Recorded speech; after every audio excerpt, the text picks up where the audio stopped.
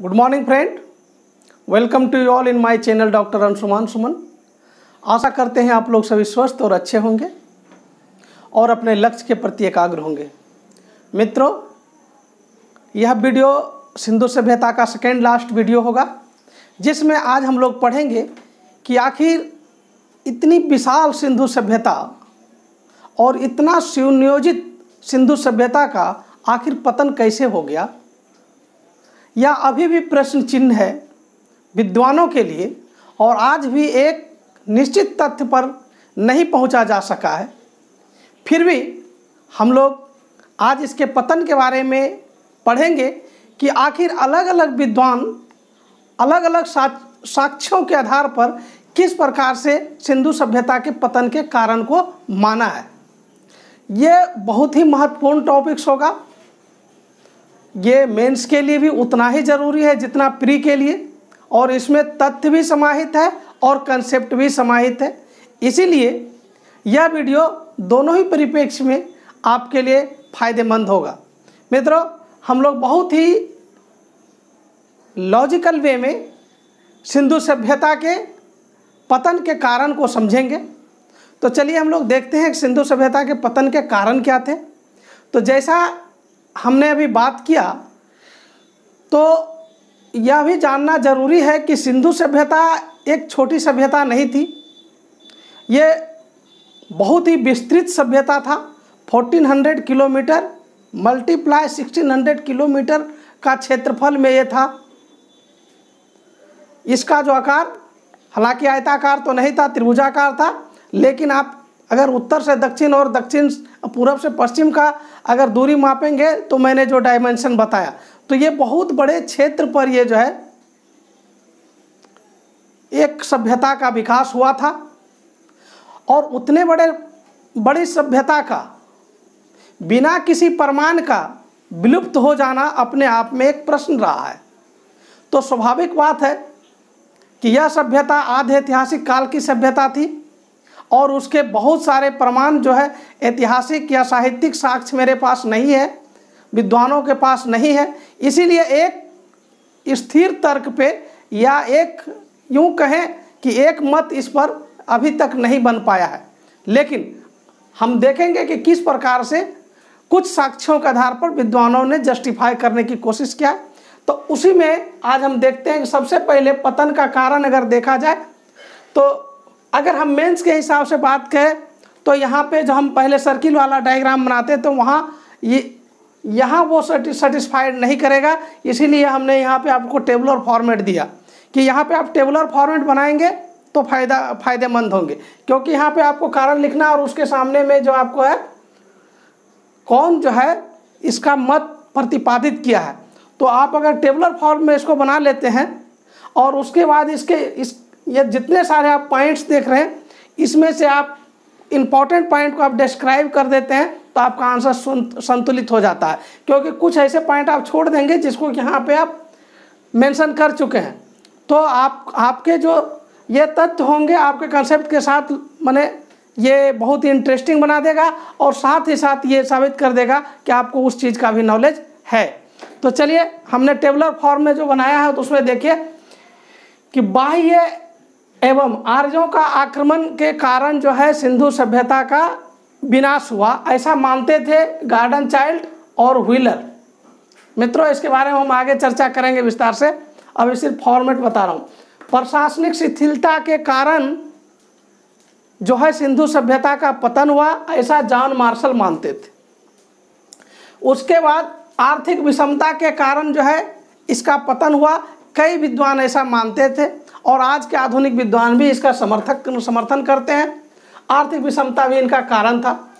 और सबसे ज़्यादा जो लोग हैं वो प्राकृतिक कारण को जो है सिंधु सभ्यता के पतन का कारण माना है। देखिए, यहाँ तक हम 4 पॉइंट में पूरे कारण को कवर करते हैं, लेकिन प्राकृतिक कारण में कई सारे पॉइंट्स हैं। तो मित्रों, पहली बार जो पिछला वीडियो में हमने जो बात किया था कि एक सर्किल बना लेना और एक डायग्राम खींच देना, चाहे तो आप यहाँ पे वैसा कर सकते हैं, लेकिन पुनः यहाँ पे ये बात है कि कौन सा कारण को किसने प्रतिपादित किया है किसने बताया है, तो उसके सामने हम टेबुलर फॉर्मेट ही सही बैठेगा। तो इसीलिए यहाँ पे भी हमने टेबुलर फॉर्मेट ही लिया है कि बाढ़ जो है मोहनजोदड़ो, चंदहुड़ो, भगत-राव इत्यादि को विनाश किया, ऐसा मैके और आर.एस. राव मानता है। ठीक है, हम आगे डिटेल से चर्चा करेंगे। जल प्लावन कि जल जम जाना और जिससे कि सभ्यता का विनाश होना, ऐसा एम.आर. साहनी और राइक्स मानता है। ठीक है, उसी के क्रम में नदियों के मार्ग में परिवर्तन हो जाना, ऐसा लैम्ब्रिक, डेल्स इत्यादि मानता है। जैसे सिंधु नदी और घग्गर नदी के बारे में हम चर्चा करेंगे आगे भी। भूकंप के कारण जो है इस सभ्यता का पतन हुआ, ऐसा राइक्स मानता है। ठीक है, उसी प्रकार से जलवायु परिवर्तन के कारण इस सभ्यता का पतन हुआ, ऐसा ऑरेलस्टाइन, अमलानंद घोष मानता है।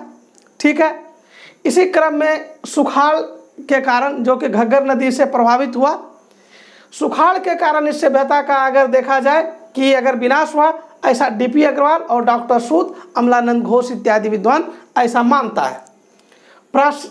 पारिस्थितिक असंतुलन के कारण भी माना जाता है कि इस सभ्यता का विनाश हुआ, जिसका प्रतिपादक जो है फेयर सर्विस रहा। इसके अलावा भी कुछ विद्वान इसको भी समर्थन किया कि मिट्टी की लवणता जो है बढ़ गया था, जिसके वजह से इस सभ्यता का विनाश हुआ। मित्रों, ये इस टेबुलर फॉर्मेट में हम लोग सिर्फ ये भी सीखे हैं कि किसके वजह से जो है सभ्यता का पतन हुआ और उस वजह को किसने सर्टिफाई किया, किसने प्रतिपादित किया, इस चीज़ को हम लोग देख लिए। इसमें कुछ इम्पोर्टेंट है, उसको जो है आपको याद रखनी चाहिए प्री के लिए। जैसे ये है बाह्य आक्रमण या आर्यों का आक्रमण, प्रशासनिक शिथिलता, ठीक है, बाढ़, ठीक है, जलवायु, पारिस्थितिकी तंत्र, सुखाड़, ये सब जो है आपको जो है इम्पोर्टेंट है, यहाँ से प्री में भी क्वेश्चन पूछे जाते हैं। ठीक है, हालांकि अब हम लोग जो है एक बार इस पर विस्तृत चर्चा करेंगे प्रमुख पॉइंट पर कि क्यों जो है ऐसा माना गया कि इन कारणों से सिंधु सभ्यता का पतन रहा होगा या हुआ होगा। अब जो है हम इसको विस्तार रूप से कुछ प्रमुख जो बिंदु हैं उस पर हम चर्चा करेंगे कि पतन के आखिर कारण क्या थे। तो जो प्रमुख एवं प्रारंभिक कारण की जो अवधारणा आया उसमें था विदेशी आक्रमण। तो विदेशी आक्रमण को यदि हम समझेंगे कि विदेशी आक्रमण ने सिंधु सभ्यता को विनाश किया, तो इसके साक्ष्य के रूप में विद्वान क्या लिए, किससे उसको पता चला, किस साक्ष्य से उसको पता चला कि यहाँ जो है विदेशियों का आक्रमण हुआ होगा। तो उसी प्रकार से आपको तथ्य मिलेंगे कि मोहनजोदड़ो में नरकंकाल मिला, यत्र तत्र हड्डी मिला, आभूषण इत्यादि यत्र तत्र मिले। अब यहाँ पे उन्होंने लॉजिक क्या दिया कि एक जगह नरकंकाल मिलने का कारण यही हुआ होगा कि बाहरी लोग आक्रमण किए होंगे और बड़े पैमाने पर नरसंहार किया होगा, इसलिए एक ही जगह पर नरकंकाल मिल गए। हालांकि इसके कई कारण हो सकते हैं, लेकिन उनका ये मानना था। जबकि दूसरा बात यह था, उन्होंने कहा कि यत्र तत्र हड्डी मिलने का कारण भी यही है, आक्रमण। क्योंकि अगर स्वाभाविक मृत्यु होता तो उनको या तो दफनाया जाता या तो अन्य कोई संस्कार किया जाता, लेकिन यत्र तत्र मिला, इसका मतलब आक्रमण है। उसी प्रकार से आभूषणों के बारे में भी उन्होंने लॉजिक दिया, तर्क दिया कि आभूषण तो बहुत ही इंतजाम से रखे जाते हैं, सवार के रखे जाते हैं, जबकि आभूषण यत्र तत्र मिलने का कारण है कि आक्रमण हुआ होगा। तो ये उनका मानना था और यह भी मानना था आक्रमण के वजह से ही जो है इस सभ्यता का विनाश हुआ। अब यहाँ पे यह समझना है कि एक विशाल सभ्यता जिसका एक प्रकार से कहें पूरब पश्चिम और उत्तर दक्षिण की अगर लंबाई को देखा जाए तो 1400 किलोमीटर इंटू 1600 किलोमीटर का था। और अगर कोई खास क्षेत्र पर अगर आक्रमण भी होता तो इतनी बड़ी सभ्यता का विनाश संभव नहीं हो पाता। और जो तर्क उन्होंने दिए, ये तर्क सिर्फ आक्रमण के ही सेंस में नहीं, अन्य अर्थों में, अन्य सेंस में भी हो सकता है। इसीलिए आज का विद्वान जो है, आज के जो विद्वान हैं, वो इसको वास्तविक रूप से विदेशी आक्रमण को नहीं मानता है।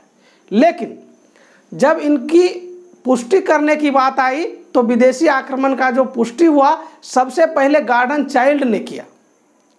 1934 ईस्वी में इन्होंने कहा, अपने तर्कों को दिया और यह माना कि सिंधु सभ्यता का जो पतन है विदेशी आक्रमण से हुआ। गॉर्डन चाइल्ड के अनुसार 1946 ईस्वी में व्हीलर ने इस चीज़ को और पुष्ट किया और उन्होंने भी माना कि विदेशी आक्रमण के वजह से ही सिंधु सभ्यता का पतन हुआ होगा। लेकिन व्हीलर एक नया चीज़ इसमें जोड़ा कि वो विदेशी और कोई नहीं, वो आर्य थे, अर्थात विदेशी आक्रमणकारी का संबंध आर्य से था। ये प्रश्न जो है नेट में पूछा जा चुका है और दोनों ही ऑप्शन में था कि सर्वप्रथम विदेशी आक्रमण की अवधारणा सिंधु सभ्यता के पतन के संदर्भ में किसने दिया था। तो आंसर में आपको गॉर्डन चाइल्ड और व्हीलर भी था, तो सर्वप्रथम लगा हुआ था, इसलिए आंसर सीधा होना था गॉर्डन चाइल्ड। ठीक है, लेकिन अगर इसी क्वेश्चन में आपको पूछेगा आर्य आक्रमण की अवधारणा किसने दिया, तो स्वाभाविक है आर्य के बारे में व्हीलर बोला, गॉर्डन चाइल्ड ने नहीं बोला। लेकिन अगर यह क्वेश्चन पूछा जाएगा कि विदेशी आक्रमण की अवधारणा किसने दिया और दोनों ऑप्शन में रहेगा तो दोनों होगा। तो हम 3 प्रश्नों को यहाँ पे डिस्कस किए और हमको आशा है कि आप लोग समझ गए होंगे।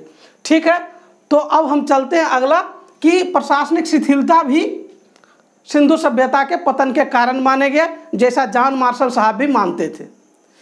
इन्होंने पाया कि शहरों का जो स्वरूप है वो चेंज हो रहा है। शहरों के स्वरूप में चेंज होना प्रशासनिक असफलता का द्योतक है, प्रशासनिक शिथिलता का द्योतक है। और उसके साथ साथ जो भौतिक जीवन था उसमें गिरावट आ गया था और शहर जो है अब देहात में तब्दील हो रहा था, जो कि यह साबित कर रहा था कि प्रशासनिक तंत्र जो है बिगड़ चुका है। अगर मैं इस बात को मान भी लूँ कि किसी स्तर पर प्रशासनिक तंत्र बिगड़ जाए, फिर भी यह मानना इतना आसान नहीं होगा कि इतनी विशाल सभ्यता सिर्फ प्रशासन तंत्र के बिगड़ने से एक ही साथ सबका विनाश हो जाएगा, ये संभव नहीं है और ये उचित भी प्रतीत नहीं होता है। अतः आज के जो विद्वान हैं इसको भी, इस सिद्धांत को भी मानने से इनकार करता है। ठीक है, तो प्रशासनिक शिथिलता को पर भी एक मत नहीं है, जैसे कि विदेशी आक्रमण पर भी एक मत नहीं है। आगे जो हम एक नई अवधारणा अब आ रही है नए तौर पर, वो हम देखते हैं कि आर्थिक कारण को कई सारे विद्वान इस पर समर्थन कर रहे हैं और इसका वजह भी थोड़ा मजबूत प्रतीत होता है, उसको हम देखेंगे कैसे। अब देखिए, आप लोग को मालूम है पिछली वीडियो में बताया था कि आर्थिक विशेषता में हमने बताया था कि सिंधु सभ्यता का जो आर्थिक व्यवस्था का जो रीढ़ था वो कृषि था। अब जो है इस समय कृषि में ह्रास देखा गया और साथ ही साथ उद्योग धंधे में भी ह्रास देखा गया, वाणिज्य व्यापार में गिरावट देखा गया, बाट मोहरों के प्रयोग में कमी देखा गया, शहरीकरण में कमी देखा गया। ठीक है, और तकनीकी जड़ता आ गया। तो तकनीकी जड़ता का मतलब क्या हुआ कि समय के बढ़त के साथ जो टेक्नोलॉजी डेवलप होना था वो नहीं हो रहा था। तो स्वाभाविक बात है इन सारी कारणों के वजह से किसी सभ्यता का पतन हो सकता है, संभव है, लेकिन इस पर भी एक मत विद्वानों का नहीं है। क्योंकि मैं मानता हूं कि अगर किसी एक क्षेत्र में कृषि में काफ़ी ह्रास आ गया होगा किसी अन्य कारण से, प्राकृतिक कारण से या अन्य कारण से, तो दूसरे क्षेत्र पर जो दूसरे नगर थे वहाँ तो वो बच सकते थे। फिर अगर उद्योग धंधा एक जगह का मिट जाता तो दूसरे जगह का कम से कम रहता।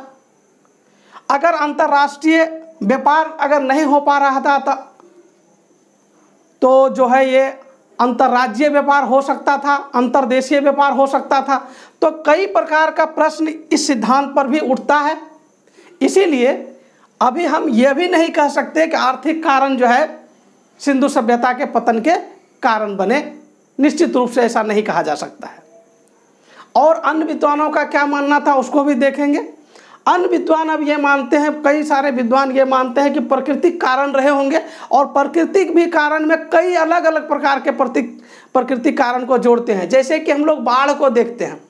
बाढ़ को क्या है, बाढ़ को सिंधु सभ्यता का पतन का कारण मानने के क्रम में ये साक्ष्य के रूप में ये मिला है कि मोहनजोदड़ो में बाढ़ का साक्ष्य देखा गया, वहाँ 7 लेयर देखा गया। यानी ये कहा जा सकता है कि 7 बार सिंधु सभ्यता में मोहनजोदड़ो का पतन हुआ और 7 बार वहाँ पे जो है लोग पुनः जो है व्यवस्थित हुए। चंदहूड़ों का जो पतन हुआ, मैके का मानना है कि चंदहूड़ों का पतन जो है बाढ़ से ही हुआ, और लोथल और भगत राव का जो पतन हुआ वो भी मानना है एसर राव का कि इसका भी पतन बाढ़ से हुआ। मित्रों, यहाँ पे पुनः मैं वही बात दोहराना चाहूँगा, अगर बाढ़ से मोहनजोदड़ो का विनाश हो गया, चंदहूड़ों का विनाश हो गया, लोथल का विनाश हो गया, भगत राव का विनाश हो गया, तो इतने सा मात्र सिंधु सभ्यता नहीं था। कालीबंगा था, ठीक है, सुरकोतड़ा था, सुतका गेंडोर था, बांदा था, कई ऐसे क्षेत्र थे, ठीक है, हरियाणा का क्षेत्र था, वहाँ तो कम से कम उसका विनाश नहीं हो गया था। तो इतना सा से ही 3 या 4 नगरों के विनाश से सिंधु सभ्यता, पूरी सिंधु सभ्यता के विनाश के कारण को हम नहीं मान सकते हैं कि पूर्ण रूप से इससे विनाश नहीं हुआ होगा। इसलिए इस मत पर भी एक मत विद्वानों का नहीं है। आगे हम लोग देखेंगे सुखाड़। सुखाड़ में भी वही बात है, कुछ विद्वानों का मानना था कि हरी भरी जमीन जो है मरुस्थल के रूप में बढ़ गया, मरुस्थल बन गया, बड़े पैमाने पर एक जो लोग हैं एक जगह से दूसरे जगह गए होंगे, उसमें काफ़ी लोग का जो है काल के गाल में समा गए होंगे, और साथ ही घग्गर नदी भी कुछ विद्वानों का मानना है सूख गया था, जिसके वजह से जो इस सभ्यता का पतन हुआ। पुनः वही बात है कि इतनी बड़ी सभ्यता में सिर्फ घग्गर नदी को सूखने से सभ्यता का विनाश नहीं माना जा सकता है। कई नदियों पर इस सभ्यताओं का आवास था, कई नदियों पर ये बसे हुए थे। और साथ ही साथ कि अगर देखा जाए तो एक ही साथ इतना बड़ा मरुस्थल अगर बनता तो आज भी उसका कोई प्रमाण नहीं दिखता है हमको। तो इस प्रकार से ये भी सिद्धांत जो है, इस सिद्धांत पर भी विद्वानों का एक मत नहीं है। और अगले सिद्धांत के रूप में हम लोग देखते हैं कि नदी के मार्ग में परिवर्तन हुआ, इसके वजह से जो है सिंधु सभ्यता का पतन हुआ। सिंधु नदी के बारे में बोला गया कि सिंधु नदी का जो है धारा में परिवर्तन हुआ, और जो धारा पहले जहां बहती थी उसके 30 किलोमीटर वो दूर चला गया, और 30 किलोमीटर दूर जाने की वजह से क्या हुआ कि उद्योग धंधे और जो ज़रूरत की चीज़ें था अब नदी से नहीं मिलने लगा, अर्थात जो है मोहनजोदड़ो इत्यादि का जो है विनाश होना प्रारंभ हो गया 30 किलोमीटर पे। और अगर वो उतनी बड़ी सभ्यता था, वहाँ सड़क की व्यवस्था था, नियोजित शहर था, अगर 30 किलोमीटर जाता भी तो एक प्रकार से कह सकते हैं कि अगर व्यवसाय का या अन्य कोई कारण का ज़रूरत अगर नदियों से था तो वहाँ सड़क जोड़ा जा सकता था। तो ये मत जो पुष्ट किया गया है, ये भी यूँ कहें कि सारे विद्वानों को नहीं पचता है, और ये सिद्धांत से वो भी अपने मत को एक प्रकार से कहें तो मेल नहीं खाता है, अपने मत का, विद्वानों के मत का मेल नहीं खाता है, जिसने इसको कहा कि सिंधु सभ्यता के पतन का कारण जो है नदियों में परिवर्तन रहा होगा। तो 30 किलोमीटर का परिवर्तन से इतनी बड़ी घटनाएं नहीं घट सकता था, क्योंकि हम पढ़े हैं कि हड़प्पा सभ्यता में टेक्नोलॉजी था, सड़क इत्यादि था, तो वो 30 किलोमीटर से इतना बड़ा क्षति नहीं पहुंचा सकता था। दूसरी बात है कि घग्गर नदी के मार्ग में परिवर्तन हुआ, इससे कालीबंगा समाप्त हो गया। और मान भी लिया जाए कि कालीबंगा घग्गर नदी के मार्ग परिवर्तन से समाप्त हो गया होगा, पहले तो बिल्कुल समाप्त होने की समस्या आएगी ही नहीं। और दूसरी बात, अगर मान लिया जाए समाप्त हो गया तो इस मात्र कालीबंगा से, अगर कालीबंगा को अगर समाप्त कर दिया जाए तो इस सिंधु सभ्यता तो बहुत बड़े क्षेत्र में था, और कई नगर कालीबंगा जैसे था उससे कई बड़े नगर भी थे। तो यूँ कहें कि ये सिद्धांत, इस सिद्धांत पर भी विद्वानों का मत एक नहीं है। और आगे इसी प्रकार के क्रम में बढ़ेंगे तो जल प्लावन को देखते हैं, जिससे कि लोगों विद्वानों ने माना कि कहीं जल पूरा ऊंचा उठ गया तो कहीं जो है ज़मीन धंस गया, कहीं ज़मीन उठ गया, उससे जल जो है स्थिर हो गया, और उससे क्या हुआ, इस सभ्यता का विनाश हुआ। पुनः वही बात दोहराना चाहूँगा कि ये बड़ी सभ्यता था, ये छोटा सभ्यता नहीं था, एक छोटा सा एरिया नहीं था जहाँ कि जल धंसेगा और सारे जो है समा जाएंगे उसमें, ठीक है। तो इस प्रकार से हम जब सिंधु सभ्यता के पतन के बारे में हम बात करते हैं तो अंतिम रूप से हम लोग यहाँ पे पहुँचते हैं कि पतन के हालांकि विद्वानों ने अनेक कारण दिए, लेकिन कोई भी एक कारण पर विद्वानों का मत एक नहीं है, क्योंकि कुछ विद्वानों के जो तर्क हैं दूसरे विद्वानों के तर्क से बिल्कुल मेल नहीं खाते हैं, यूँ कहें कि कंट्राडिक्शन होता है। और आज के साक्ष्यों के आधार पर जब विद्वान इसकी आकलन करते हैं तब भी वो जो है सटीक नहीं बैठता है। तो ऐसे में इन पतन के कारणों को हम यूँ कहें कि एक कारण से सिंधु सभ्यता का जो है पतन बिल्कुल नहीं रहा होगा, इनके कई एक कारण रहे होंगे।